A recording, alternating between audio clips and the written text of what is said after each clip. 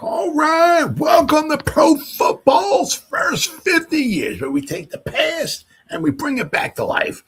Now, you can go online, and I'm strictly talking the first 50 years here, 1920 to 1970. And especially if you're going to go back to like the 20s and the 30s, you can go online and obviously find out who won a game, the box score, who scored a touchdown, how far a field goal was that somebody kicked, what the attendance was, where the game was played at. You can even maybe find the starting lineups for each team. But exactly what happened during the game? Well, thanks to old newspaper articles, we get to take a little bit of a deeper dive into each and every game during the first 50 years of professional football. Now, a little news flash here. Ain't no fancy videos here or nothing like that. All there is you and me for the next 30 to 60 minutes. So if that's all right with you, let's get it on. And today's game, exhibition game, the Washington Redskins. Oh, yeah, Washington. I apologize if I offend anybody by saying Redskins, but they were called the Washington Redskins. And the San Francisco 49ers at good old Kezar Stadium, August 16th, 1959, exhibition game. This will be the first exhibition game for each team during the 1959 season. It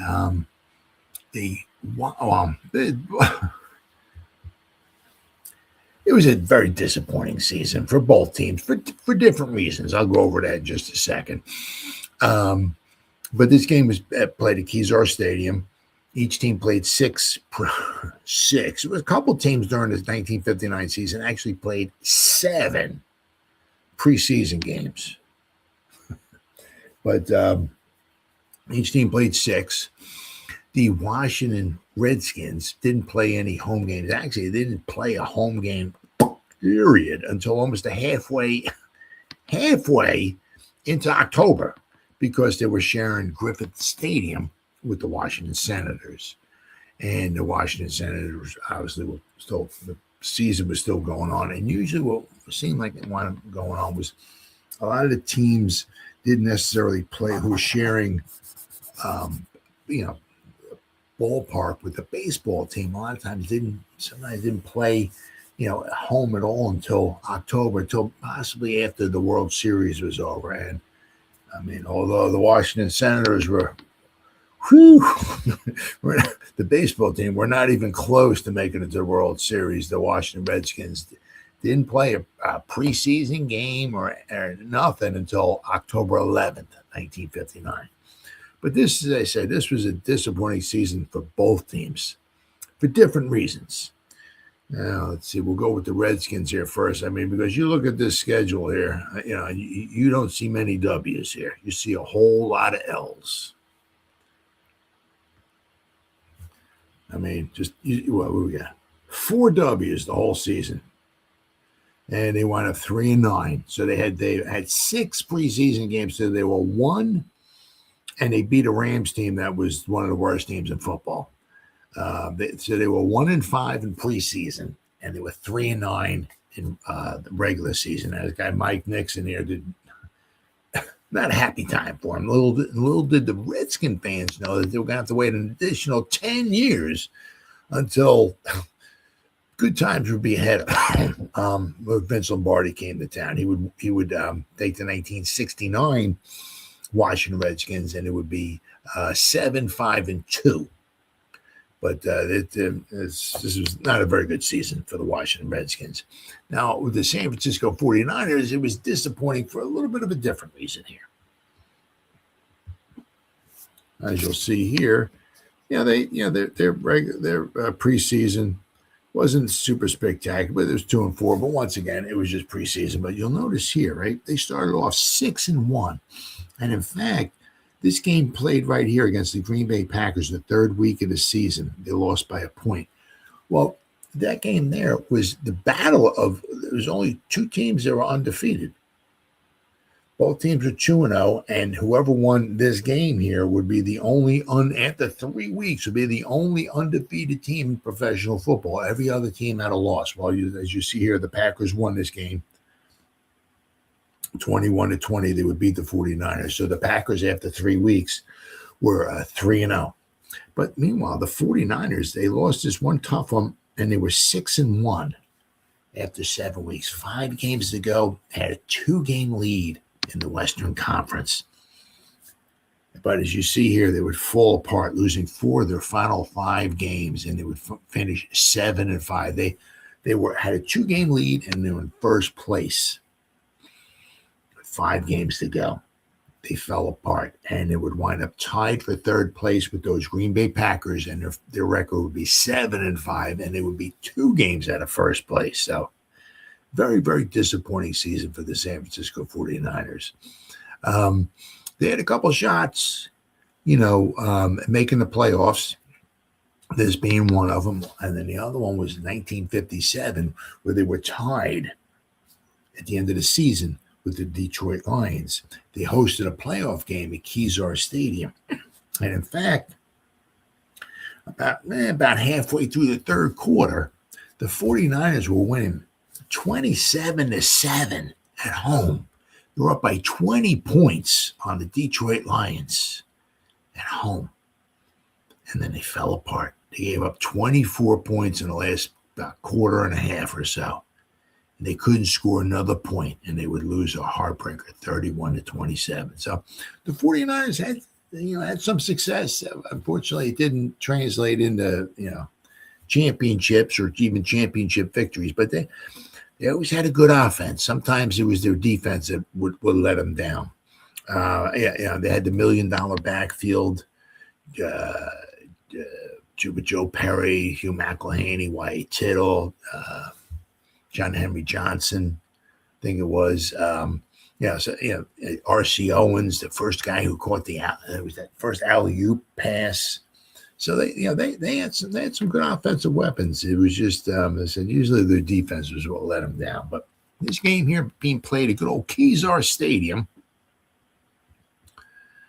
So let's go. Let's take a look at the good old Kezar Stadium. Now, with Kezar, that was my first and last, unfortunately, exposure to Kezar Stadium was the 1970 NFC Championship game. The 49ers hosted the Dallas Cowboys in the championship game, and the Cowboys would prevail 17-10. And that was my first time ever watching, and unfortunately the last time I ever watched the 49ers play at Kezar Stadium, because after that, after 1970, the 49ers moved into Candlestick Park, where they were there for quite some time. But we go to Kezar Stadium here, good old Wikipedia. All right. Now, it was named Kezar Stadium by the extreme generosity of one individual. We'll get to that in just a second here. But Kezar Stadium has been pretty much was torn down, but it was kind of rebuilt, and it really did a fantastic job at rebuilding it. It's nothing compared to what it was before, as far as size and how many people can hold and all, but what it looks like today really did a fantastic job. So Kezar Stadium is an outdoor athletics stadium in San Francisco, California. It is the original home of the San Francisco 49ers and the Oakland Raiders, the first AFL season only. Kezar also hosts amateur and recreation sports leagues, as well as numerous San Francisco high school football games. The history. 1920, Jack Spaulding proposed an athletic stadium for San Francisco, seating 50,000 people. Many business leaders in the city backed him, as it would keep San Francisco level with other cities with large stadiums. Areas under consideration for the stadium where there were several of them. But in 1922, the San Francisco Park Commission accepted a $100,000 gift from the estate of Mary Kezar to build a memorial in honor of her mother and uncles, who were pioneers in the area. After the city and county of San Francisco appropriated an additional $200,000, the stadium was built in a year. Dedication ceremonies were on May 2nd, 1925. The stadium had many uses in the 1930s. In addition to track and field competitions, Kezar Stadium hosted, there's a lot of different things. motorcycle racing, auto racing, rugby, lacrosse, soccer, baseball, boxing, cricket, and football. 1932, the Australian cricket team played a North California All-Star team in Australia's 56-game tour of the U.S. and Canada. 1926, the stadium also became the home of the East-West Shrine Game. It was American football, high school football was played there, college football was played there. Professional football, there you go. Kezar Stadium was the first home of the San Francisco 49ers and Oakland Raiders, as well as many NFL Hall of Famers, historical NFL games, and the first alley-oop. The Raiders played at Kezar Stadium for their first 4 home games in 1960 and at Candlestick Park during the remainder of their first 2 seasons.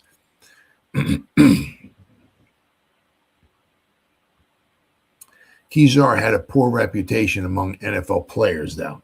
In his 1987 memoir, Hall of Fame defensive tackle Art Donovan recalls the look of dread worn by visiting teams arriving at the stadium, owing it to its inadequate dressing rooms, long, dusty tunnel to the field, shredded turf that was a byproduct of rain and overuse, and goddamn seagulls that would arrive in the fourth quarter and start shitting on you like they were aiming at you.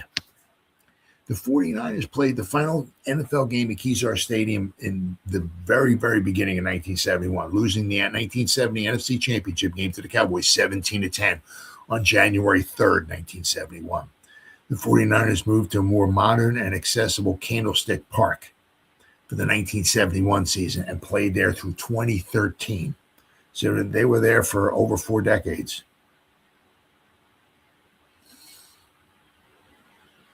Kezar Stadium, also the home field of the San Francisco Stingrays women professional team from 2003 to 2005.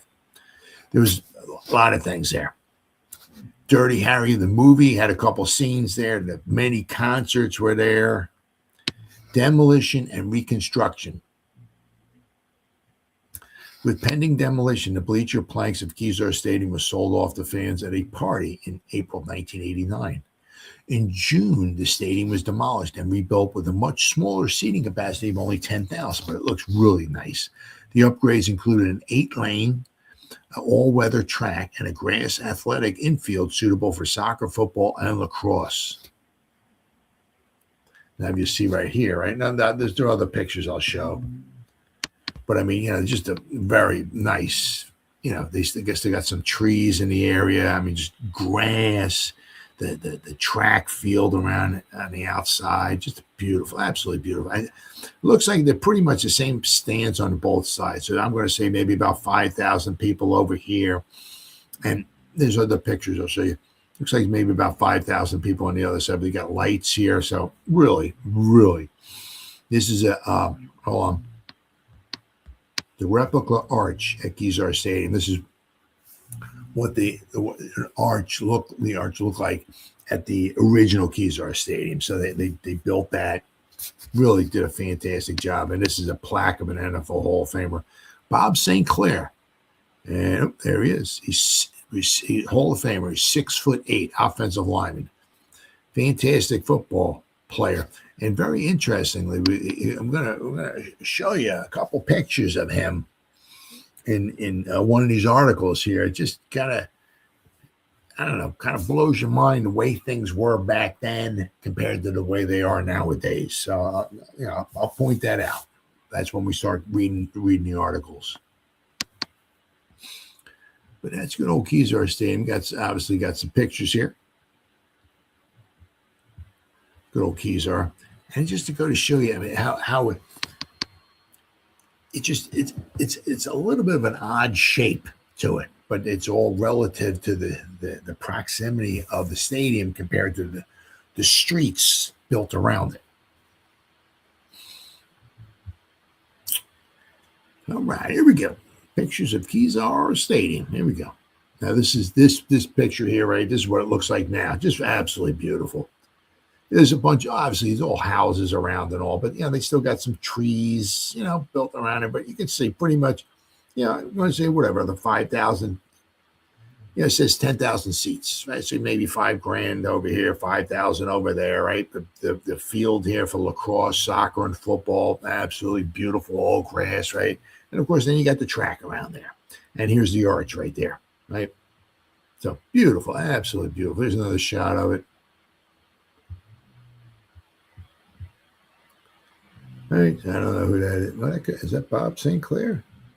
No, don't know.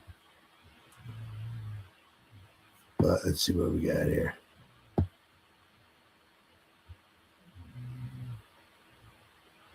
Yeah. Oh, here we go. There's the arch right there. Just a really nice job. Really nice job. But this is the old, right? This is good old Kezar Stadium right here.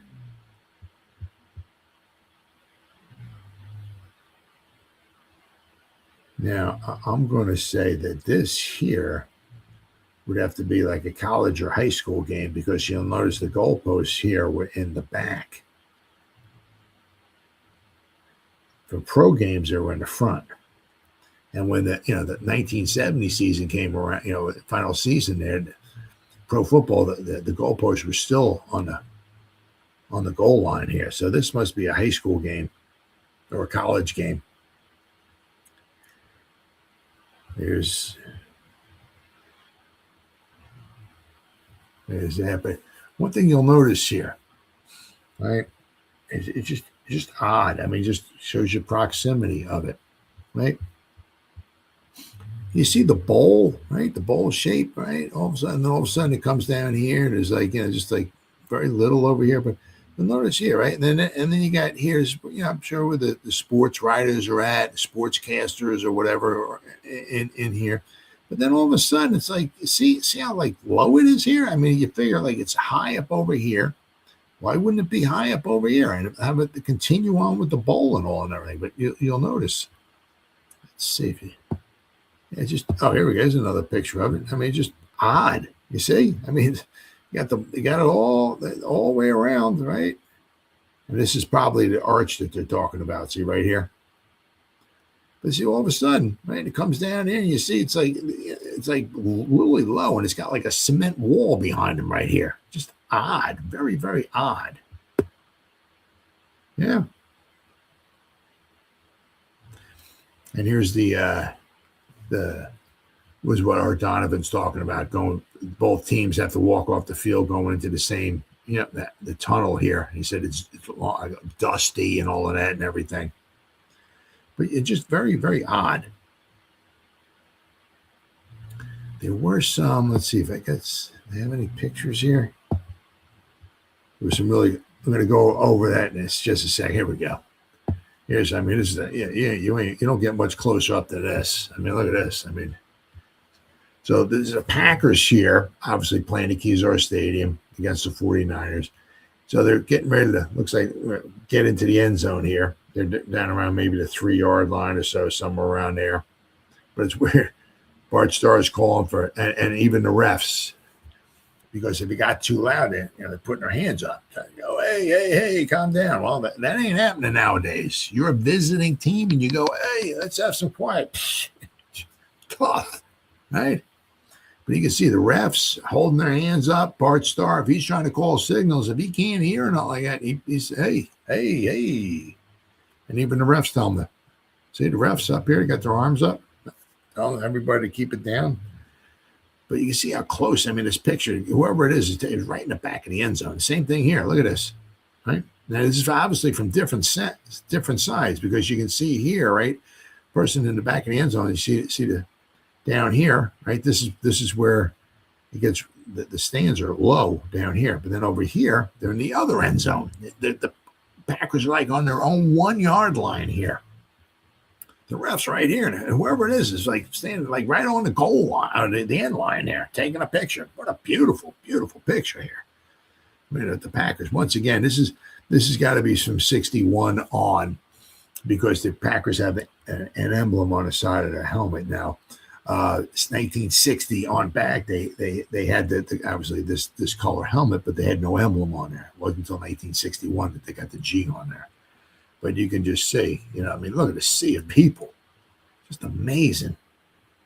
But as I said, let me okay, here we go. Right? You see how it gets low over here? Well, I went to AI and I asked them, I said, why did Kezar Stadium have an odd shape to it? Well, the original Kezar Stadium was around from 1925 to 1989. It had an unusual and asymmetrical shape, primarily due to its geographic orientation and extreme site constraints within Golden Gate Park.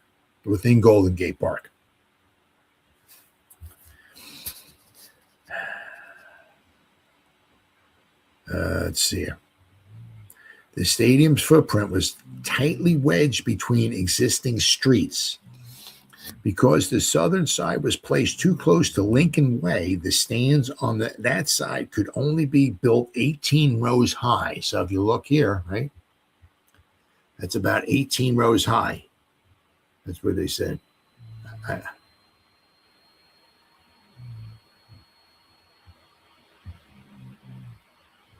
Whereas the rest of the stadium featured a massive bowl 60 rows deep. This created a lopsided asymmetrical appearance where the southern wall was significantly shorter than the northern one. So the southern wall was much shorter than the northern one. So you see how many stands are here? So I guess like maybe here, it was like 60 rows, it says. And over here, I guess it was maybe like 18 somehow. So this is maybe going here, going all the way up. It's like maybe 3 times higher or whatever than this was over here. But you see, right? I mean, the wall, there's like a concrete wall behind it. And, the seats only went up so far. It's just weird. Now, another thing is interesting. While often described as a classic single-tier bowl, aerial views frequently noted a horseshoe-shaped appearance because the seating didn't always appear uniform due to the varying row heights and the narrow strip of land it occupied. So you can see, right? I mean, there's where are we at here? Right here. See, I mean, there is not. I mean, I don't know why it wasn't turned a little bit. But you can just see how weird, right? I mean, it's like on an angle almost. Why? See, I don't understand why it wasn't turned a little bit. Why this wasn't over here a little bit more to make it straighter. But I guess they did what they did. But you see, it just it looks like on an angle. So you got the street here. So if this continued on, this would eat up the whole street right here, and obviously can't do that. So that's why it's so low over here. But another interesting fact, the combination of the track surrounding the field and the lopsided stands meant that only about 17,000 of the 59,000 seats were actually located between the goal lines. So between here and here, these goal lines, right, the people here and here, right? These people sitting right here, and the people basically sitting kind of like from here to about here. There's only 17,000 people. The other 42,000 people were all behind the goal lines. Over here maybe wasn't not a ton because you see how low the stands are over here. But basically, 1934. I mean, more than 2/3 of the people in the stadium were actually behind the goal lines. More than 2/3. So there's obviously from using the goal line here, you can bring the goal line out over here and the goal line out over here, right? So you figure all of these people back here. And then from the goal line, not the end line, it says the goal line. So all these people here, all the way around over here. There was like about 42,000 people were back here and all the people in this big bowl back here. There's 42,000 of the 59,000 were actually behind the goal line. Just weird, just a weird shape. Very, very weird. But That's the way it was built. As that once again, I'm not sure exactly why it was built on like a kind of like on an angle, why it wasn't straightened out a little bit more, but it is what it is. I mean, that's just that's the beauty of the stadiums. They were like the victims or whatever you want. Victim of their own circumstance. They were built within the streets, but as I said, why it was on an angle like that, who knows? But very, very interesting. Very, very interesting. But beautiful stadium, and as I said, I only seen one game there, but they knocked it down and they rebuilt it, and they did a very, very good job. Very, very good job. So we got this once again. It's an exhibition game, but I do got some good coverage on it. So let us stop sharing the screen here. I'm going to go to first. We're going to go to the August 17th, 1959 edition of the Evening Star, a Washington, D.C. paper.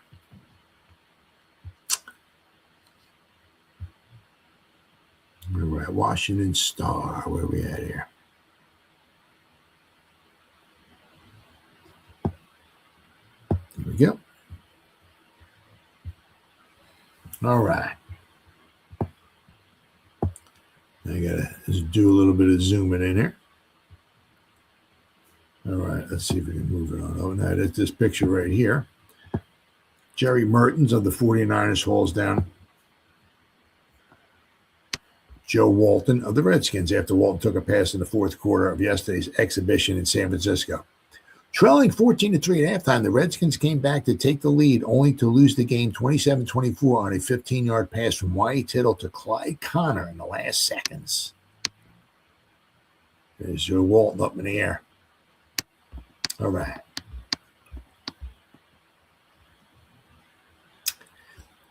Good old Eddie LeBaron. He was real short, but he wasn't. He was short in size, but he was tall as far as quarterback. I mean, he truly got the most out of his physical abilities. I mean, I couldn't imagine if he was like, say, another 7, 8, 9 inches taller. I mean, he was really short. He was also the Cowboys' first ever quarterback. Redskins nipped on Title's late pass to Connor. Eddie LeBaron showed his rivals he's still boss of the Redskins, but he couldn't save his teammates from a 27-24 defeat by the 49ers before only 21,201 fans at Kezar Stadium. A touchdown with 9 seconds to go, one for San Francisco, and spoiled a last period comeback by the Washington 11. There's some stats there, but there's more stats I'll show you in a little bit. LeBaron sparked a rally with a perfect 10-for-10 passing record, only to see the 49ers snatch victory away with an 80-yard advance in 5 plays. Wow. It was a heartbreaking coaching debut for Mike Nixon, but he took it in stride. Not since 1950 have the Redskins won a preseason game from the 49ers. Wow. Yesterday was the 9th straight loss, but for about a minute, 59 seconds to be exact, it seemed that LeBaron's passing wizardry would end the jinx. Naturally, I'm disappointed in not winning, Nixon said. I thought we could take it, but we had to find out some things about our rookies. We've got 2 big ones coming up with the Rams Friday night and the Colts a week later, and we'd like to win. You can't fool around against either of them, so we had to mix them up in this game. Fred Hickey, making his bow as head coach of the 49ers, played it close to the vest and used most of his best players most of the way. One rookie, 178-pound halfback Paul Lowe of Oregon State, played a starring role for Hickey's forces. In fact, Lowe was the difference between the two teams. He dashed 77 yards for a touchdown in the second period and got loose on a 40-yard jaunt with 35 seconds to go that helped set up the deciding score. His long touchdown run came on his first play as a pro. Wow. Even so, the 49ers. Right. Whoops, my bad.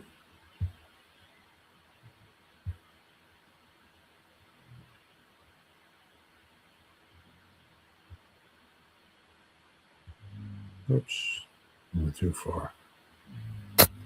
Let's see. Yes, here we go. Even then, the 49ers, whoops, needed a perfectly executed play. A 15-yard pass from the veteran Y.A. Tittle to end Clyde Connor to win. Tittle, who completed 18 of 28 throws for 201 yards, placed the game-winning pitch with incredible accuracy. Connor was a yard inside the end zone, a yard from the sideline. It was a boom, boom, as he took the rifle pigskin, hit pay dirt, and stepped out of bounds. It happened too quickly, too far from Bob Hudson for the defensive halfback to do anything about it. Ironically, it was Hudson playing despite a bruised heel who futilely chased low across the goal line in the second period after Richie McCabe took a shot at him and missed. Nixon found comfort in the realization that while the 49ers mistreated his newcomers, it was a different story with LeBaron and the first stringers on the field. The only black mark against Eddie was an intercepted pass in the third quarter, and this blemish was erased by a roughing the passer penalty against San Francisco. LeBaron went on to complete an 80-yard drive in 12 plays for a touchdown by Don Bosler that shaved the opposition's lead to 14-10. Nixon liked many things about the game, almost as many as he disliked. He liked Art Gobb's work as a defensive end and Don Lawrence's defensive play at guard.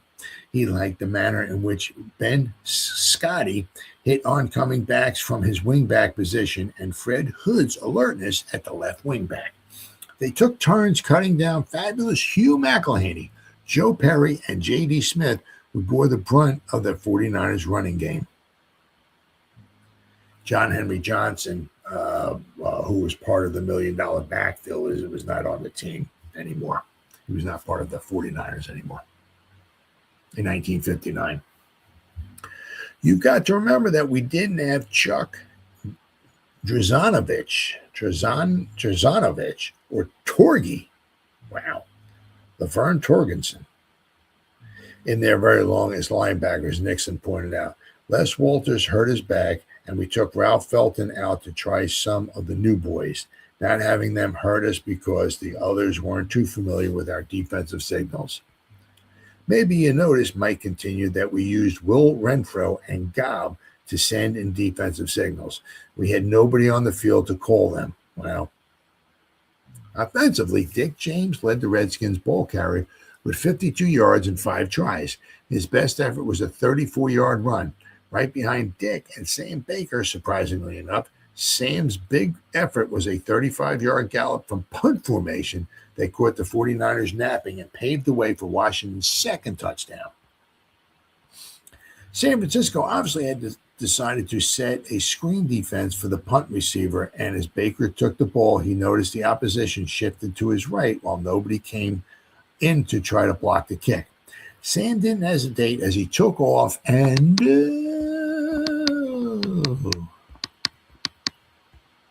raced to the 49ers 22 before being hauled down. Baker also kicked a 32-yard field goal and added 3 extra points. Ralph Guglielmi, I call him the Goog, or the Googe. The Googe, who finished out the first period despite a painful thigh bruise, and Eagle Day handled the quarterbacking for all but a few minutes of the first half and weren't up to the assignment. The Googe bruise, which he concealed, nullified his effort, and Day, although showing the poise of 2 years play in Canada, didn't execute pass plays well enough for the coaches. Joe Walton and Johnny Carson, whoa, no relationship though, demonstrated that they can handle the offensive end spots, gathering in 8 passes between them. Of the two, Walton, who switched to the defensive backfield near the finish, had the most opportunities and made the most of them.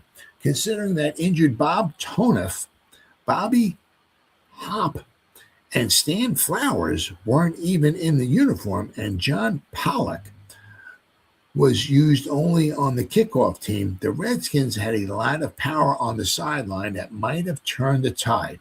This was one reason Nixon wasn't too disturbed about the final score.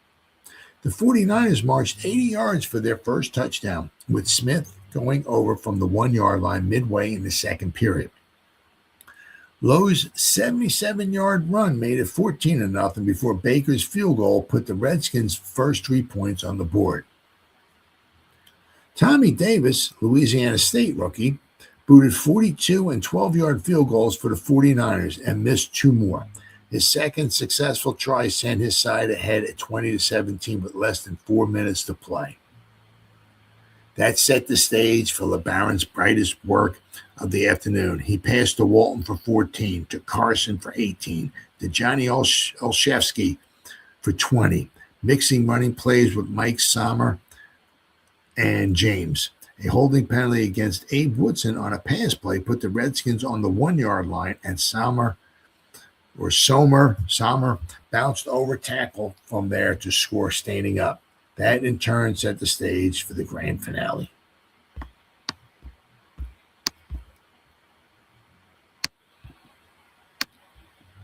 Five Redskins were injured in yesterday's losing battle in San Francisco with the 49ers, the most seriously being halfback Bert Zaggers, who suffered a dislocated right shoulder.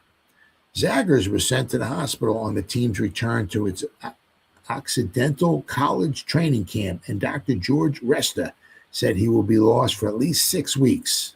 Well, Don Bossler suffered a bruised shoulder. Les Walters' back was injured. Ralph the Googe has a severely bruised thigh, and Frank Woldzik jammed a finger. X-rays to be made on all.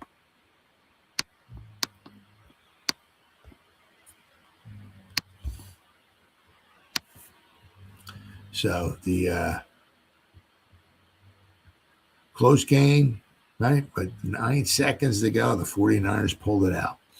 All right, so now we got the San Francisco Examiners. We got the August 17th, 1959 edition of the San Francisco Examiner. This might be, let's see here.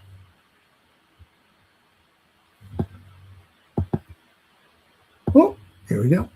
San Francisco Examiner. Oh, here we go. This is one thing that just kind of blows my mind here. Right? 49ers by a whisker. But you see right here, elusive. Little Eddie LeBaron, who was little, I guess like 5'6", 5'5". Oh, yeah, let's see. Hold on here. I mean, he is not big at all. Eddie LeBaron. Oh, 5'8". My bad. I do apologize, but still not very tall. But this guy here is 6'8". He's 5'8". So he's a full foot taller. Little Eddie LeBaron was a target for the big guys, principally Bob St. Clair. Eddie is on the overdrive as he scoots along out of harm's way. But what is like kind of blowing my mind here, right? See, St. Clair is like just running all around after him. Eddie LeBaron's scrambling this way. St. Clair's running after him. LeBaron's going this way. St. Clair's coming after him. Once again, LeBaron's going this way. St. Clair, once again, is trying to get after him. But the oddball thing, which doesn't make much sense to me, is that St. Clair is a Hall of Fame offensive lineman. I don't understand why he's out there. I'm not sure if he's playing defense. And it just goes to show you how crazy it was back then. You have one of your offensive linemen, right? Because they couldn't dress as many people as they dress today. But you got one of your offensive linemen playing on your defensive line, running around, chasing after the quarterback in an exhibition game, a game that means absolutely nothing. And you have, well, I mean, he played quite a few years at this point in time. So, I mean, you have a Hall of Fame offensive lineman playing on defense in an exhibition game. That's crazy. That's just stone cold crazy. Bob St. Clair, San Francisco's 49er, politically minded defensive tackle, stands 6'9" and weighs 260 pounds. Okay, well, it's, online it says he's 6'8", but 6'8", 6'9", he's a tall dude. Eddie LeBaron, the quarterback for the Washington Redskins, is 5'7" and 160. This striking physical disparity contributed largely to the gaiety of the occasion yesterday as the resident 49ers opened their exhibition season with a 27-24 win over the Skins. We got in on a pass, so we can't speak from personal experience, but it may well be that the spectacle of Big St. Clair chasing Little LeBaron around the greensward was in itself worth the price of admission, which was $3.75. In any case, it got the biggest laugh. Moreover, it gave the customers a tingling sensation of participation in the goings-on. Virtually everyone in the stadium twisted and turned with Little LeBaron as he fled from the lumbering giant who was chasing him. The action somehow compelled you to put yourself in the little guy's shoes and imagine that it was your neck for which the big man was reaching. Although the crowd was made up mostly of dedicated 49er fans, it couldn't help rooting for LeBaron to get away. This he did, all but once. On one play, LeBaron was jammed up by a blocker ahead of him, and St. Clair got him from behind. The rest of the time, though, he left his towering pursuer pawing in thin air. It was very much like a Great Dane chasing a toy poodle. Once the chase covered very nearly the width of the field, with the crowd shouting, "Look out, Eddie!" LeBaron twice appeared to be collared, and he zigzagged in the nick of time. And finally, when there was nowhere else to go, he stepped out of bounds, still untouched by St. Clair's ham-like hands. LeBaron's escape and his pursuer's frustration evoked a roar of delight from the stands. Mingled with it was a whooing sigh of relief. It was as if everyone present had been running with little Eddie, as if for dear life. "Boy, that was close," a man next to us exclaimed. He was shaking like it had happened to him.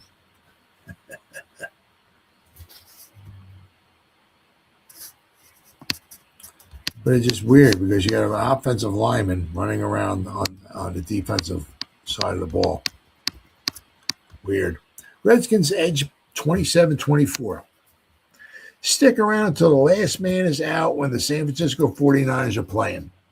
It looks like another one of those seasons for the faithful, 21,201 of whom saw the 49ers get new coach Howard Red Hickey's regime away with that last-moment 27-24 NFL exhibition win over the Redskins. Y.A. Tittle's 16-yard scoring pass to end Clyde Connor with a scant 9 seconds remaining was what capped it all at the end of a stirring 80-yard drive. It started with less than a minute to play, and the 49ers were as close to losing as they'll ever come without actually blowing the Duke.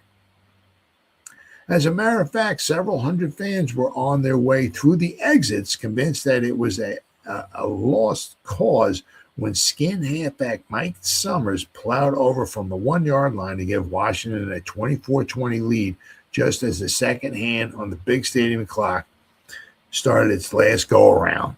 Wow. Apparently, the fans had forgotten a 49er cliffhanger patent filed 2 seasons ago.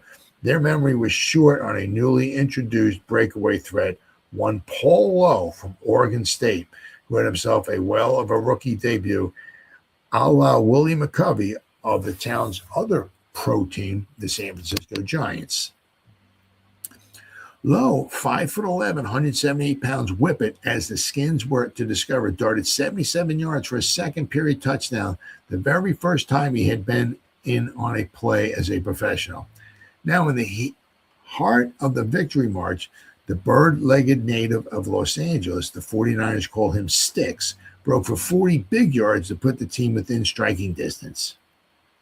The run carried from the San Franciscoans' own 29 to the Skins' 31, and from there, Tittle, who went the distance at quarterback, passed to Fred Dugan for 15, and finally to Connor for 16 with the clever 49er and bedazzling defender Bob Hudson on an out and down pattern to make the game-winning catch just at the goal line. No small part of the 49ers. Let's see here. We got. Oh, here. This too. A giant circus will be the halftime attraction as the Los Angeles Rams and Washington Redskins exhibition football game Friday night at the Coliseum. A circus will be the halftime attraction at the Coliseum when the Redskins play the Rams in an exhibition game. A circus. All right, let's see. We've got to find the rest of this article here.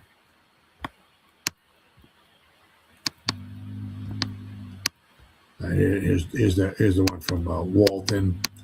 This here is R.C. Owens grabs a pass for 11 yards and a first down on the Redskins 12 in the third quarter. A lot of people back then had just a one-bar face mask. They don't wear that anymore nowadays. All right. Success was due to some snappy brain work on Lowe's run. For instance, the Redskins, plainly expecting a pass, spread their defenses, left the middle open until crossed them up by making a fast handoff to the halfback with the rocket takeoff.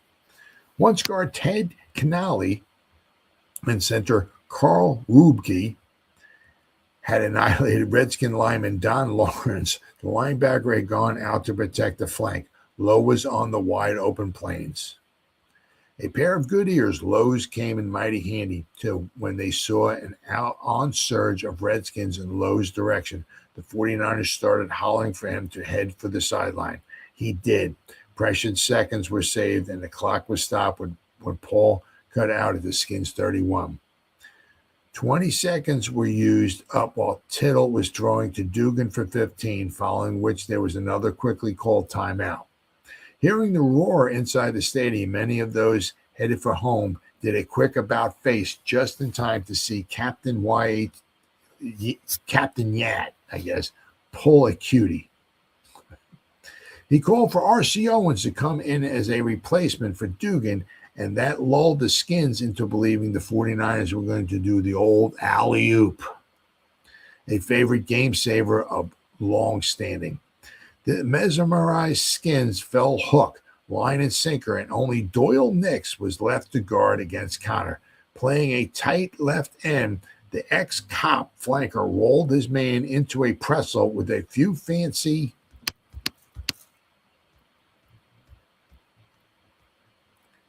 dipsy-doos and was pretty much alone when he hugged Tittle's perfectly thrown pass to his chest. The 49ers' new toe rookie Tommy Davis from Louisiana State made it a perfect 3 for 3 in the conversion department. He also booted 27 and 12-yard field goals for a total of 9 points, and the game wound up with the Redskins unable to run a play after the 49er kickoff. Thus, the 49ers salvaged a game they'd had, to all intents and purposes, blown under the steady bombardment of Eddie LeBaron, the little wizard from COP. It was also no fault of excellent Eddie's that the Skins lost their 9th straight coast encounter with the 49ers. And for only 2 plays and 1 pass during a San Francisco-dominated first half when the 49ers were building a 14-3 lead, LeBaron put on an artistic show following the intermission. He completed 10 consecutive passes and didn't have a miss all day as he engineered 3 lengthy scoring marches against a 49er defense that showed marked improvement over previous games. This despite the fact that the 49er Bulls up front, notably Bob St. Clair, Charlie Kruger, and Leo Namalini, applied terrific pressure on Eddie and caused him to flee for his life on more than one occasion. Till afforded superb protection by his blockers, was something of a ball of fire himself after a moderate beginning.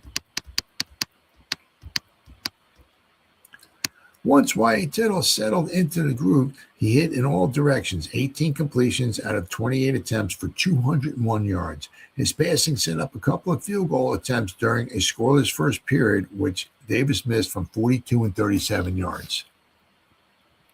But the third time the 49ers went on offense, not too far inside the second quarter, Mr. Slick, with Joe Perry, Owens, and Hugh McElhaney doing some hard running, burned the Skins with an 80-yard advance to pay dirt.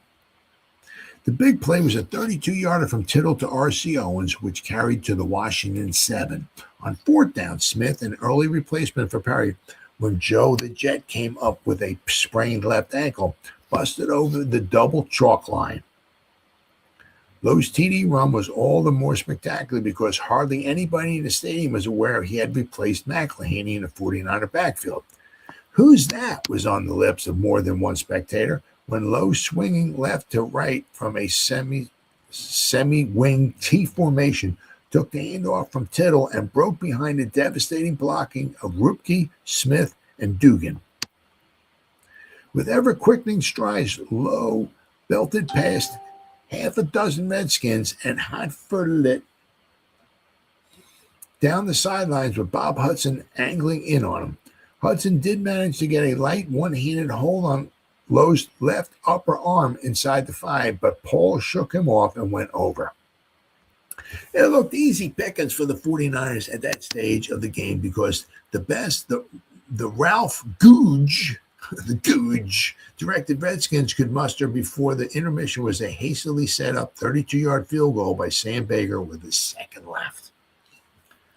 Where the ex-Notre Damer never did cook up a serious threat, the Skins took on an entirely different look once the quarterbacking was placed in LeBaron's charge in the second half. Ralph Guglielmi was a Notre Dame quarterback.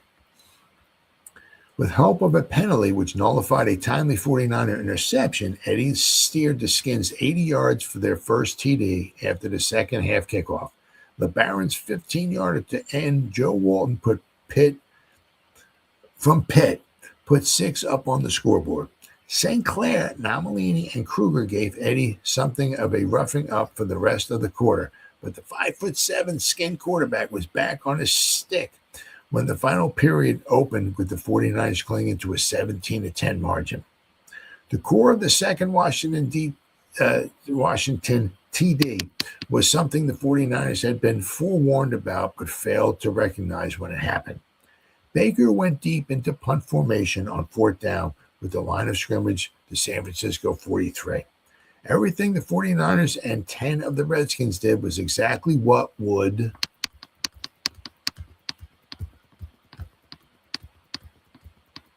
happen in a normal punting situation, except that curly-headed Sam didn't kick the ball. He just took off in a general northerly direction with everybody else going the other way and wasn't flagged down until 35 yards later at the 49ers 7.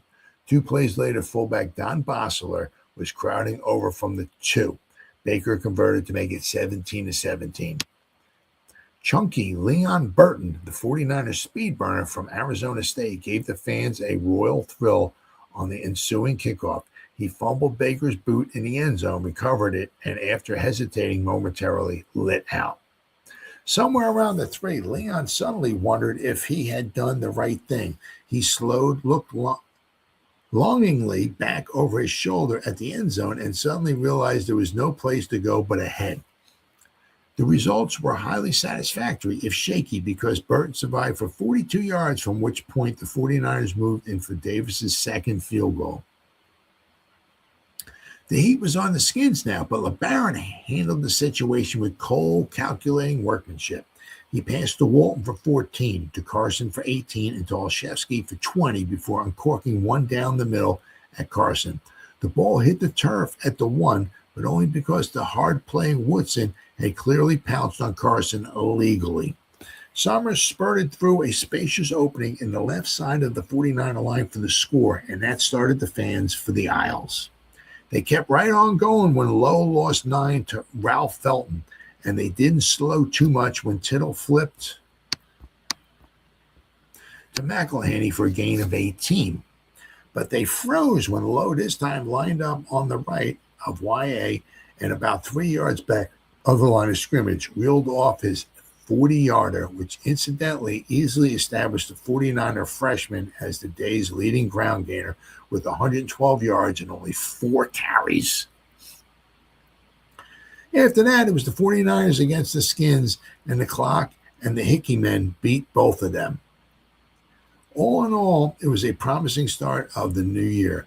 Looking at the statistics, 417 yards for the 49ers, only 271 for as good a Skin team as had been seen here in many years. San Francisco deserved to win. And it was made clear to one and all that the 49ers will be a lot harder to move against than they have been in previous seasons. More information will be forthcoming next Sunday when the Green Bay Packers move in at Kezar, and presumably Hickey will give John Brody, Tittle's understudy of the moment, a chance to see what he can do. And here we go. Buried in the ground, R.C. Owens missed a pass, landed on his neck. Ooh. Wow. Here we go. Got some stats down here. Lots of stats.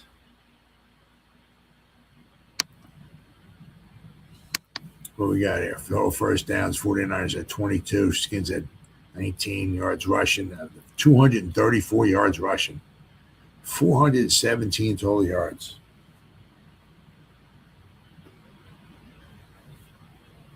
See, the Skins were 12 out of 19 pass, and they were 49ers 18 out of 28. You see all kinds of stats here, right? Punting, Baker punted 4 times. Davis punted 1 time for the 49ers. Punt returns. Kickoff returns. Just all kinds of stuff.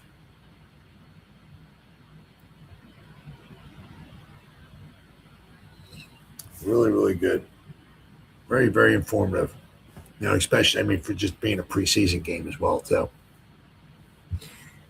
All right. And we got, let's see here, the San Francisco Chronicle. What do we got here? What do we got? All right. Yeah, we got time. San Francisco Chronicle. So I got to find it, first of all. Okay.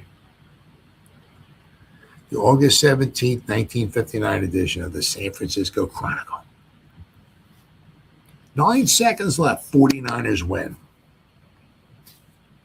Clyde Connor, 49er, and gathered in a 16-yard pass from Tittle in front of the Redskins defender Bob Hudson for the last second touchdown that won the game 27-24. After making the catch just inside the sideline, Connor raced out of the end zone away from Hudson as field judge Joe Gonzalez hovered over the play.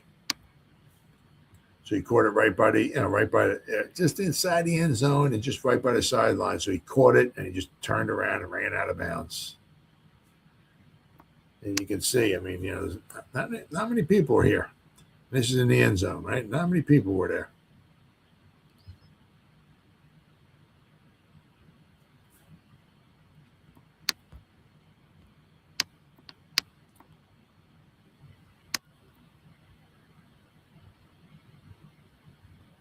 There's Joe Perry.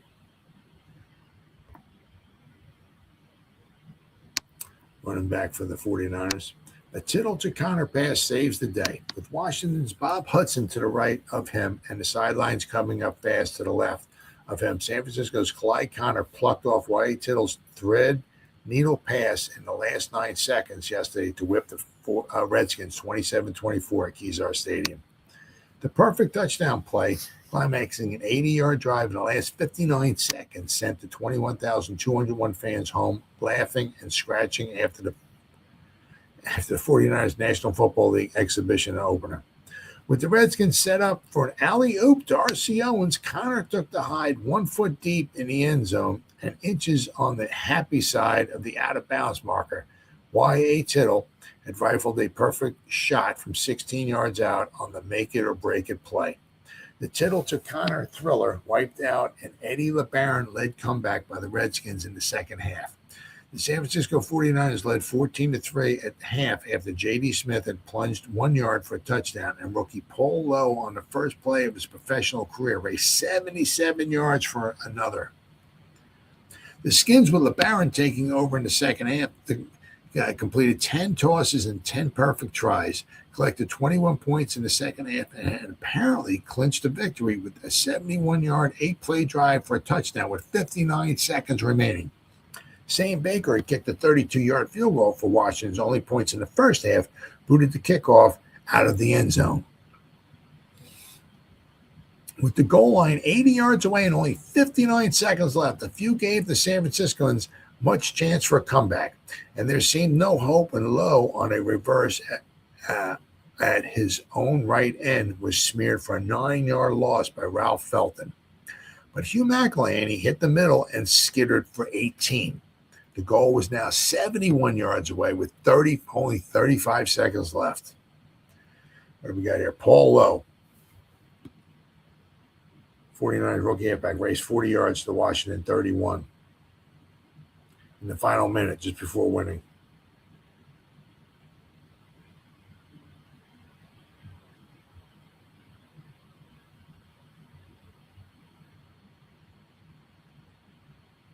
All right. All right, column 1, let's see. All right, Low.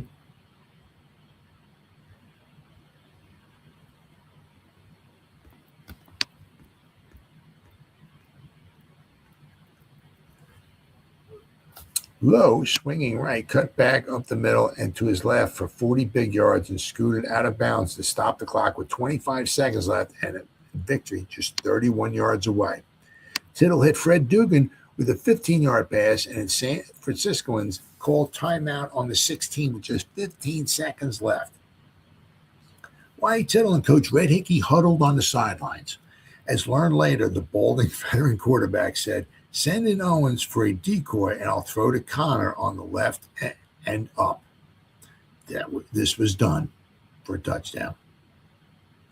RC came in for rookie hero Lowe, and the Skins girded for the vaunted alley-ooper, in which Tittle hangs a TD pass in the sky for Owens to climb and clutch. Instead, Owens and Connor came downfield together. RC cut to his right, taking 2 defenders with him, and Clyde broke a yard of daylight on a defender Hudson while streaking to his left. It was a tight fit. If Whitey Tittle had thrown the ball a yard to the right, Hudson would have smeared the play. A yard to the left, and it would have been out of bounds. But the ball was thrown perfectly to a fast-moving target, and with the clock approaching the deadline. As Connor caught the ball, the officials thrust arms up for the TD sign, and Baker slammed his helmet down in disgust on the Washington sideline.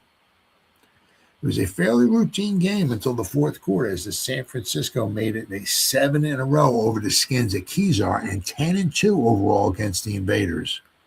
The Redskins cut San Francisco's lead to 14-10 early in the third, yielding to a 10 to 17 minutes later. Squatted it at 17-17 early in the fourth, fell back again to 17-20, and then apparently had won it at 24-20. And what does it all mean? The coaches won't know for sure until they look at the pictures and will give up little specific information when they know. Back then it was like, well, I got to look. See, nowadays is I got to look at the tape, right? Videotape. Back then is I got to look at the pictures. Picture, right? The new 4-man defensive combo of Charlie Kruger, Leo Nomalini, Frank Moores, and Bob St. Clair was tremendous in the first half, but appeared to run out of gas a little in the second. The Redskins used more reserves longer than Hickey, and this clouds the issue. But these facts stand out. The defense appears stronger. It's not yet certain whether Bob St. Clair can be spared from the offensive line. So I don't know if he played the whole freaking game, if he played on the offense and the defense. Wow. But he was playing on the defense. I mean, he got a Hall of Fame offensive lineman, and maybe I guess he played on the offense, and they put him in on the defense too. I mean, wow. All told, the San Franciscans gained 417 yards to 271 and might have won it easily, except for some bad breaks in the second half.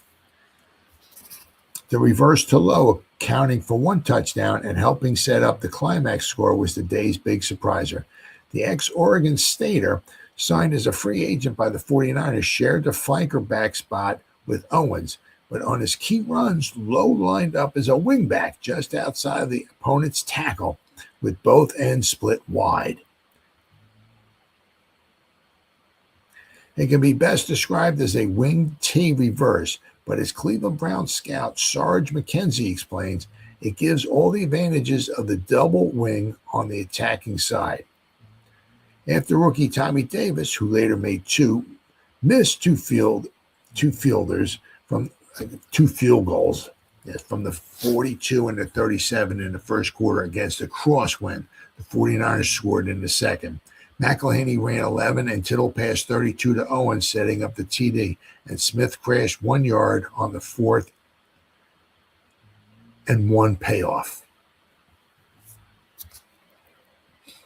Then Lowe, getting his first pro chance from the San Francisco 23, cut to his right. Rookie Monty Clark battling to make the team as an offensive replacement for St. Clair.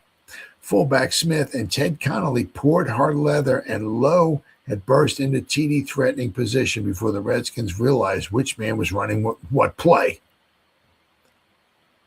Lowe went all the way without a real serious hand being turned against him for a 14-0 lead. LeBaron drove his men 80 yards for the Skins' first TD, hitting Joe Walton with a 15-yarder. Jerry Mertens covering on the payoff. That came after Abe Woodson's interception was canceled by a 15-yard penalty against the 49ers for roughing Eddie. After Tommy Davis had kicked a 27-yard field goal for a 17-10 San Francisco lead, Washington's Baker ran 34 yards on a 4th and 11 from punt formation to save a drive, and Don Bosler's plunged 2 yards for the 17-17 score. Davis booted a 12-yard field goal, but the Redskins, marching 71 yards, got life when Woodson was called for interference on John Carson at the San Francisco 1, and Mike Sommer went over for the 24-20, which set up the great 49er finish. Here's the here we go. Let's see here. So St. Clair was on the right was the right end on defense, and it doesn't look like he played at all on offense.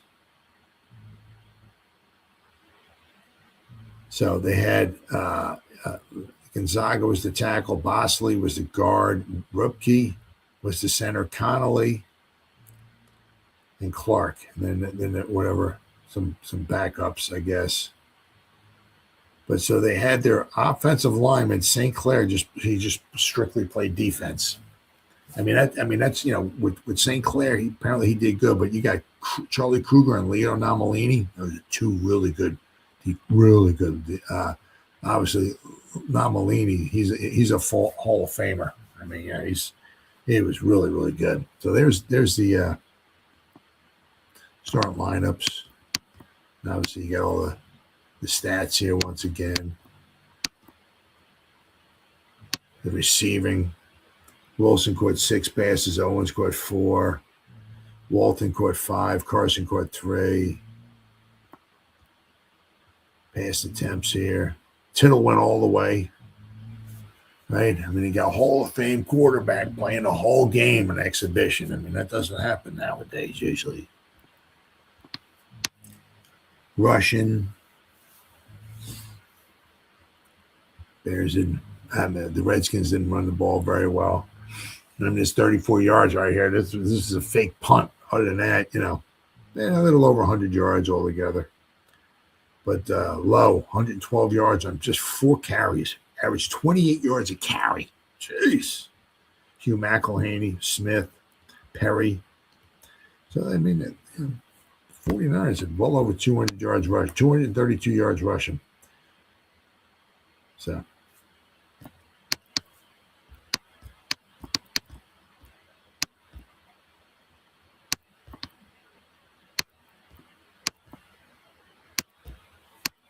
White Hill, the veteran insurance salesman who whiles away the long autumn months in a bodybuilding program with the San Francisco 49ers, sold a short-term policy yesterday, and it paid off immediately.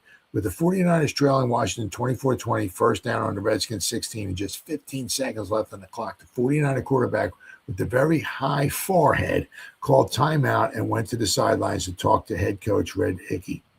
He said, send R.C. Owens in for Paul Lowe, and I think we can use him as a decoy over the middle, and I can hit Connor Clyde on the left on the left and up, Tittle said.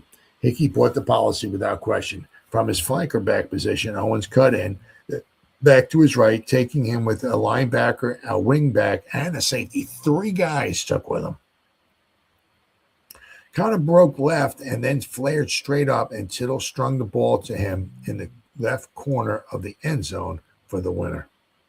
That's where experience tells, Hickey said in the dressing room. A fellow like Y.A. been around that long, he knows what he can do.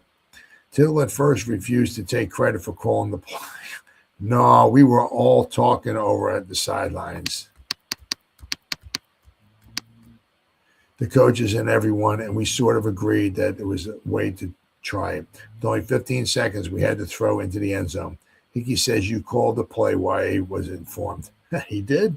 Tittle's eyebrows went up. Well, then maybe it was that way. It was kind of tough to take out low right then, Red conceded, the way he'd been going. But when Owens went in, of course, they had to figure on the alley-ooper, the high pass to the high-jumping R.C. Owens, and cover him accordingly. Lowe, the slender firecracker from Oregon State, went 77 yards to score on the first play after he entered the game, and he was flying. A block by fullback J.D. Smith gave him the running start after rookie tackle Monty Clark had caved in the defensive end at the line of scrimmage. Then guard Ted Connolly flattened the left linebacker, and the rookie halfback had only Redskin defender Bob Hudson between him and the goal line. Leon Burton, the 49ers freshman halfback from Arizona State, who has been clocked at 9.5 in the 100-yard dash, was only 3 or 4 yards behind Lowe when the latter broke into the clear and he went into high gear in an effort to overtake Lowe and gave him a screening block on Hudson. But Burton couldn't gain a foot on Lowe, and Paul simply swerved away from Hudson and hid from him in the end zone. A former California interscholastic low hurdles champion, Lowe has done 23.2 as a college hurdler. For a coach who had won his first game as a head coach in such spectacular fashion, Hickey was something less than bubbling over. For one thing, he was not happy with the overall performance of his new defensive alignment. Although he made only 2 substitutions in it, and those in the fourth quarter, he put Bill Hirschman at tackle in place of Frank Moores and replaced halfback Bill Stitz with Jim Ridlin. A good defensive club doesn't let a club drive the ball down its throat twice for 80 yards, Hickey grumbled. However, he conceded that Redskin quarterback Eddie LeBaron had something to do with those 2 touchdown marches. I got more respect for LeBaron every time I see him, Red said in unconcealed admiration. However, Hickey confessed himself pleased with the manner in which the 49ers moved the ball on offense. Considering that we've been concentrating on defense a lot, that wasn't bad. Why Tittle went the full distance at quarterback, Red said, because he seemed to be the man to do the job. John Brody will get the same chance. I don't like to keep my quarterbacks jumpy, wondering if they're going to be taken out. We didn't get to see as many rookies as we had liked, he admitted. Some of them will be cut today. The Redhead blamed inexperience for the 34-yard run from punt formation by the Redskins' Sam Baker on 4th down in the 3rd period. Our linemen hit but didn't penetrate. They started peeling back to block for a run back without waiting to see if the torn ball had been punted, he said. Yep. Mike Nixon, the Washington coach, confirmed the diagnosis in every respect, but said the play had not been called in the huddle. Baker has the option of running anytime he sees a situation that calls for it. He saw it and he went. Like Hickey, Nixon was in his first pro game as head coach, having stepped in when Joe Kuharich went to Notre Dame. And like Hickey, he did not appear pitched very high despite the exciting finish, nor depressed by the outcome. We came up to play a ball game. Naturally, we would have liked to win it, but we saw a lot that pleased us. I think we have the makings of a good club. Well, unfortunately, that would not be the case. I mean, maybe they have a good club, but they were not going to get it with wins and losses. I can tell you that much by the end of the season. So that was a very, very, I mean, with 9 seconds to go, it just goes to show you the difference. Hall of Fame quarterback. I mean, they're playing 6 preseason games, and they got a Hall of Fame quarterback played the whole game.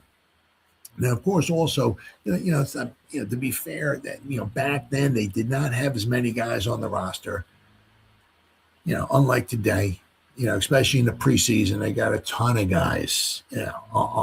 For first preseason, they got 90 guys. I'm not exactly sure how many they had there on the sideline, obviously, but they have many more players, in the preseason nowadays than they did back then. But just goes to show you, I mean, they had a Hall of Fame offensive lineman playing on the defensive side of the ball, and it seemed like he might have played the whole game. Whitey, too, the quarterback, played the whole game. So it just goes to show you. But wound up for a very, very exciting finish, and the 49ers would pull it out with 9 seconds to go. But once again, it was only exhibition. But very, very exciting game. So that's the way it was on this date, August 16th, 1959, as the Washington Redskins and the San Francisco 49ers played each other at Kezar Stadium in an exhibition game in pro football's first 50 years. Thanks for watching. I'll see you next time.